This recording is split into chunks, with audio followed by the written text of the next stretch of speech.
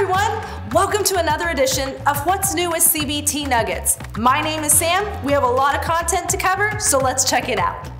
First, we have CBT DC Training. Juniper data centers demand a lot from their network engineers. Familiarity with zero-touch provisioning, CTP, understanding of multi-chassis link aggregation group lag concepts, and familiarity with layer 2 and 3 technologies, ability to use VXLAN planes, and more. Moving that much data in and around a data center requires armies of well-trained, experienced professionals who understand specific and general concepts that support speed, security, and efficiency. This professional-level Juniper training is specially made to sharpen and enhance network engineers' data center skills.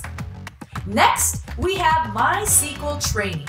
MySQL is the most popular relational database in the world. That's because MySQL databases are free, open source, and easy to create and maintain. This MySQL training has videos that cover topics including creating tables in MySQL databases, understanding different MySQL storage engines, automating MySQL databases with triggers, using the Python MySQL connector to store and query data, and of course, securing a MySQL database.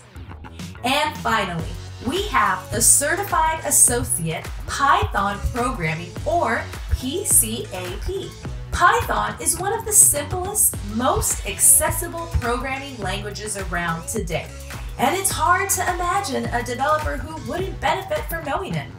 Developers who work with data scientists and researchers rely on the hundreds of scientific libraries to extend Python for their work. Developers working with tech startups love Python's ease of use and scalability. Perfect for building simple solutions that you know can explode when the company does.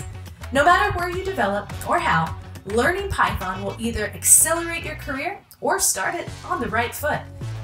Thanks again for watching another episode of What's New with CBT Nuggets. If you found any of that interesting, make sure to check out our free trial. We'll see you back here in a couple of weeks.